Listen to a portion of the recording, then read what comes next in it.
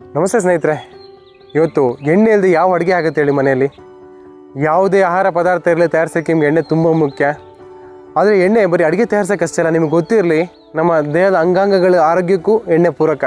ಏನಕ್ಕೆ ಹೊತ್ತು ಹೇಳ್ತಾ ಇದ್ದೀನಿ ಅಂದರೆ, ನಮ್ಮ ಬ್ರೈನ್ ಮನುಷ್ಯನ ದೇಹದಲ್ಲಿ ತುಂಬ ಅಗತ್ಯವಾದ ಅಂಶ ಅಥವಾ ತುಂಬ ಮುಖ್ಯ ಅಂಶ ಅಂದರೆ ಮೆದುಳು. ಈ ಮೈಂಡ್ ಬಂದು 75% ಫ್ಯಾಟಿಂದ ಕೂಡಿರ್ತದೆ. ನೀವು ಯೋಚನೆ ಮಾಡಿ, 75% ಫ್ಯಾಟಿಂದ ಕೂಡಿರೋ ನಾವು ಬ್ರೈನಿಗೆ ಸರಿಯಾದ ರೀತಿಯಲ್ಲಿ ಎಣ್ಣೆ ಕೊಟ್ಟರೆ ಅಲ್ವಾ ಅದು ಆರೋಗ್ಯವಾಗಿರೋಕ್ಕೆ ಸಾಧ್ಯ, ಮತ್ತು ನಾವು ಅಷ್ಟು ಬುದ್ಧಿವಂತರಾಗ್ಲಿಕ್ಕೆ ಸಾಧ್ಯ. ಆದರೆ ನಾವು ಎಷ್ಟೋ ಕಡೆ ಮನೆಗೆ ತರಬೇಕಾದ ಚಿಕ್ಕ ಪುಟ್ಟ ವಸ್ತುಗೆ ಅಷ್ಟೊಂದು ಮಹತ್ವ ಕೊಟ್ಟು ತರ್ತೀವಿ. ಆದರೆ ತುಂಬ ಅಗತ್ಯ ಇರೋ ದೇಹದ ಅಂಗಾಂಗಗಳ ಆರೋಗ್ಯನ ಕಾಪಾಡೋ ಈ ಎಣ್ಣೆನ ತುಂಬ ನೆಗ್ಲೆಕ್ಟ್ ಮಾಡಿಬಿಡ್ತೀವಿ. ನಾವು ಹೋಗಿ ವೀಕೆಂಡ್ ಬಂದರೆ ಪಾರ್ಟಿಗಳು ಮಾಡ್ತೀವಿ, ವೀಕೆಂಡ್ ಬಂದರೆ ಔಟಿಂಗ್ ಅಂತ ಹೋಗ್ತೀವಿ, 500,000 2,000 ಗಟ್ಟಲೆ ಬಿಲ್ ಖರ್ಚು ಮಾಡಿ ಪಿಜ್ಜಾ ಬರ್ಗರ್ ಏನೇನೋ ತುಂಬ್ಕೊಂಬರ್ತೀವಿ. ಅದೇ ಒಂದು ಎಣ್ಣೆ ತರಬೇಕು ಅಂತ ಆದಾಗ ಮನೆಯಲ್ಲಿ ಹೋಗಿ ರಿಫೈಂಡ್ ಆಯಿಲ್ ಯಾವ್ದು ಕಡಿಮೆ ಸಿಗುತ್ತೋ ಅದನ್ನು ಒತ್ತಿ ತರ್ತೀವಿ. ಇದು ನೀವಷ್ಟೇ ಅಲ್ಲ, ನಾನು ಮಾಡ್ತಿರೋ ತಪ್ಪು. ಹಾಗಾಗಿ ಇದು ನಾನು ತುಂಬ ಒತ್ತಿ ಹೇಳ್ತಾ ಇದ್ದೀನಿ.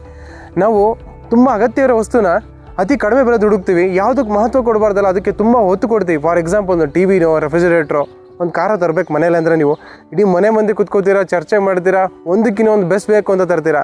ಆದರೆ ನಮ್ಮ ಇಡೀ ಆರೋಗ್ಯ ಕಾಪಾಡೋದು, ನಮ್ಮ ಇಡೀ ಜೀವನ ಕಾಪಾಡೋವಂಥ ಆಹಾರ ಪದಾರ್ಥ ಯಾವ ಥರ ಯೋಚನೆ ಮಾಡಿ ತಂದಿದ್ದೀರಾ?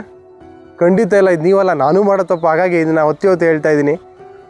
ಇವತ್ತು ಮನೆಗೆ ಬೇಕಾದ ಆಹಾರ ಪದಾರ್ಥ, ಎಸ್ಪೆಷಲಿ ಎಣ್ಣೆ ತರಬೇಕು ಅಂದರೆ ಇಡೀ ಮನೆ ಮಂದಿ ಕುತ್ಕೊಳ್ಳಿ, ಚರ್ಚೆ ಮಾಡಿ ನಮ್ಮ ಇಡೀ ಮನೆಯ ಆಹಾರ ಪದ್ಧತಿ ಹೇಗಿದೆ, ನಮ್ಮ ಆಹಾರ ಹೇಗಿರಬೇಕು, ಅದಕ್ಕೆ ಪೂರಕವಾದ ಎಲ್ಲ ಆಹಾರ ಧಾನ್ಯಗಳು ಅಥವಾ ಎಣ್ಣೆ ಯಾವ ತಂದರೆ ನಮ್ಮ ಇಡೀ ಮನೆ ಆರೋಗ್ಯ ಕಾಪಾಡುತ್ತೆ ಅಂತ ನೀವೆಲ್ಲ ಕುತ್ಕೊಂಡು ಚರ್ಚೆ ಮಾಡಿ. ಅವಾಗ ಗೊತ್ತಾಗುತ್ತೆ ನೀವು ಬಳಸ್ತಿರೋ ರಿಫೈಂಡ್ ಆಯಿಲಿಂದ ಎಷ್ಟು ಆರೋಗ್ಯ ಸಮಸ್ಯೆ ಆಗ್ತಿದೆ. ಈಗ ಕಡಿಮೆ ರೇಟು ಕೊಟ್ಟು ತಂದಿರೋ ಎಣ್ಣೆನ ಅಥವಾ ಆಹಾರ ಧಾನ್ಯಗಳಿಂದ ಮುಂದೆ ಆರೋಗ್ಯ ಸಮಸ್ಯೆ ಆದಾಗ ಹಾಸ್ಪಿಟ್ಲ್ಗಳಿಗೆ ಇಡ್ತೀವಿ. ಆ ರೀತಿ ತಪ್ಪು ಮಾಡೋದು ಬೇಡ ಅಲ್ವಾ?